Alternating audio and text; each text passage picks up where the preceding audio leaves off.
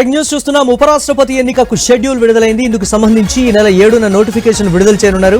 September 9న ఉపరాష్ట్రపతి ఎన్నిక polling ఉండనుంది. September ఉదయం 10 గంటల నుంచి 5 గంటల వరకు ఎన్నిక ప్రక్రియ నిర్వహించనున్నారు.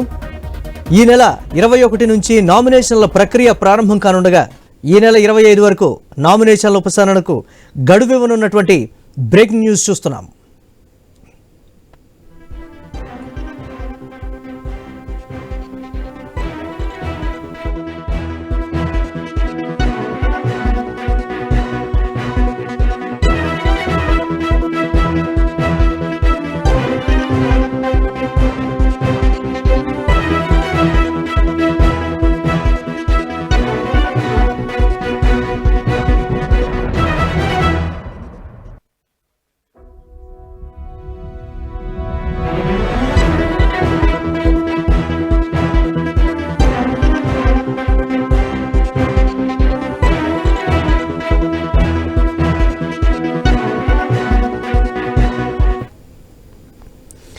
ఉపరాష్ట్రపతి ఎన్నికకు షెడ్యూల్ విడుదలైనటువంటి బిగ్ బ్రేక్ న్యూస్ చూస్తున్నాం. ఇందుకు సంబంధించి ఈ నెల 7న నోటిఫికేషన్ విడుదల చేయనున్నారు.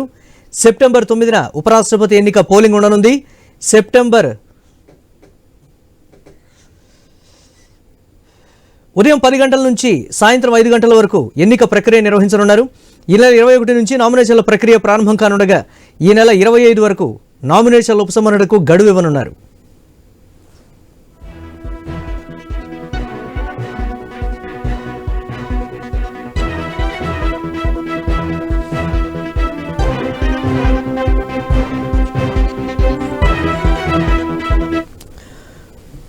రైట్గా సెప్టెంబర్ 9న ఉపరాష్ట్రపతి ఎన్నిక పోలింగ్ ఉండనుంది. ఉదయం 10 గంటల నుంచి సాయంత్రం 5 గంటల వరకు ఎన్నిక ప్రక్రియను నిర్వహించనున్నటువంటి బిగ్ బ్రేక్ న్యూస్ చూస్తున్నాం. దీనిపై మరిన్ని అప్డేట్స్ మా ఇన్పుట్ ఎడిటర్ శ్రీకాంత్ లైవ్ ద్వారా అందిస్తారు. Over to you Srikanth. Murali, good afternoon. So భారత ఉపరాష్ట్రపతిగా ధన్కర్ రాజీనామా చేసిన తర్వాత ఉపరాష్ట్రపతి ఎన్నికకు నోటిఫికేషన్ విడుదలైంది. సో 7న నోటిఫికేషన్ విడుదల కాబోతోంది. సో 21తో ఈ నామినేషన్ ఘట్టం ముగియబోతోంది. సో సెప్టెంబర్ 9వ తారీఖు ఉదయం నుంచి సాయంత్రం 5 గంటల వరకు ఈ ఎన్నిక పోలింగ్ జరగబోతోంది. సెప్టెంబర్ 9వ తేదీ రోజు భారత ఉపరాష్ట్రపతిగా కొత్త ఉపరాష్ట్రపతిగా ఎవరు కూర్చోబోతున్నారు అన్నది మాత్రం ఒక ఉత్కంఠ కనిపిస్తోంది. కొత్త ఉపరాష్ట్రపతి 9వ తారీఖు రోజు కుర్చీలో కూర్చోబోతున్నారు. సో ఇట్లాంటి నేపథ్యంలో ఎవరికి అవకాశాలు ఉన్నాయి అన్నది మాత్రం ఒక చర్చ ఇప్పుడు దేశవ్యాప్తంగా బలంగా నడుస్తోంది. అటు ఎన్డీఏ కూటమి నుంచి అభ్యర్థిగా ఉంటారా, లేదంటే భారతీయ జనతా పార్టీ నుంచి అభ్యర్థిగా ఎన్నుకుంటారా అన్నది మాత్రం చూడాలి. అయితే రాజ్యసభలో సభ్యుల సంఖ్య తక్కువ ఉన్నటువంటి నేపథ్యంలో సభను నడిపించాలి. మోరోవర్ అక్కడ సీనియర్లు ఉంటారు. సో ఈ సభలో కొంత సవాళ్లతో కూడుకున్నటువంటి అంశాలు ఉంటాయి. ఇంకా చట్టాలను చేయాల్సినటువంటి పరిస్థితులు ఉన్నటువంటి నేపథ్యంలో సో విపక్ష పార్టీల కంటే కూడా భారతీయ జనతా పార్టీ నుంచి అభ్యర్థిని ఎన్నుకునేటువంటి అవకాశాలు స్పష్టంగా ఉన్నట్టు ఇప్పుడు ఢిల్లీ వర్గాల నుంచి, బీజేపీ వర్గాల నుంచి, ఎన్డీఏ కూటమి వర్గాల నుంచి కూడా వినిపిస్తున్నటువంటి మాట. సో దీంట్లో భాగంగా ఒకవైపు అంటే నితీష్ కుమార్ పేరు ఒకవైపు, లేదంటే గులాం నబీ ఆజాద్ పేరు కూడా ప్రధానంగా వినిపిస్తుంది. వీళ్ళకేమైనా అవకాశం ఇస్తారు ఉపరాష్ట్రపతిగా అన్నటువంటి చర్చ కూడా ఢిల్లీ వర్గాల్లో బలంగా నడుస్తోంది. అయితే ఇందులో ఎవరిని ఎన్నుకోబోతున్నారు, లేదంటే వీళ్ళు కాకుండా ఇంకా కొత్త అభ్యర్థిగా ఎవరినైనా తీసుకురాబోతున్నారా, ఎవరినైనా ఎంపిక అంటే నామినేషన్ వేయబోతున్నారా అన్నది మాత్రం చూడాల్సినటువంటి అవసరం ఉంది. సో ఏదేమైనా కానీ 7వ తేదీ రోజు నోటిఫికేషన్ విడుదల కాబోతున్నటువంటి క్రమంలో 21వ తేదీ రోజు ముగియబోతోంది. సో ఇట్లాంటి నేపథ్యంలో ఇప్పటికే ఆ షెడ్యూల్ కూడా విడుదలైపోయింది. 9వ తేదీ రోజు ఉదయం 10 గంటల నుంచి సాయంత్రం 5 గంటల వరకు కూడా ఈ ఉపరాష్ట్రపతికి సంబంధించి ఎన్నిక జరగబోతోంది.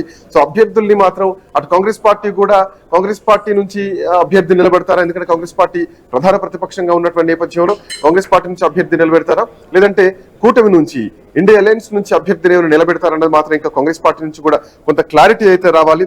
బట్ ఏదేమైనా సభను నడిపించి సవాళ్లతో కూడినటువంటి సభను నడిపించేటువంటి పరిస్థితుల్లో ఉపరాష్ట్రపతి ఎన్నిక, అటు బీహార్ ఎన్నికలు కూడా రాబోతున్నటువంటి క్రమంలో ఇది కొంచెం సవాల్గా మారిందని చెప్పాలి. ఇప్పుడున్నటువంటి పరిస్థితుల్లో అసలు ధన్కర్ రాజీనామాకు కారణం ఏమిటి అన్నది కూడా పొలిటికల్ సర్కిల్స్ లో రకరకాల చర్చలు జరిగాయి.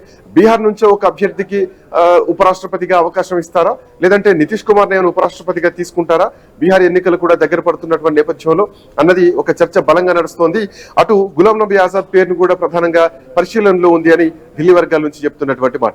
సో ఏదేమైనా కానీ ఉపరాష్ట్రపతిగా ఎవరు కూర్చోబోతున్నారు, ఎవరు ప్రమాణ స్వీకారం చేయబోతున్నారు అన్నది మాత్రం మరికొద్ది రోజుల్లోనే తేలబోతుంది. సెప్టెంబర్ 9 రోజు ఉపరాష్ట్రపతిగా కొత్త ఉపరాష్ట్రపతి భారతదేశానికి రాబోతున్నారు. రాజ్యసభ చైర్మన్ గా కూర్చోబోతున్నారు. Murali, right, thanks for update Srikanth.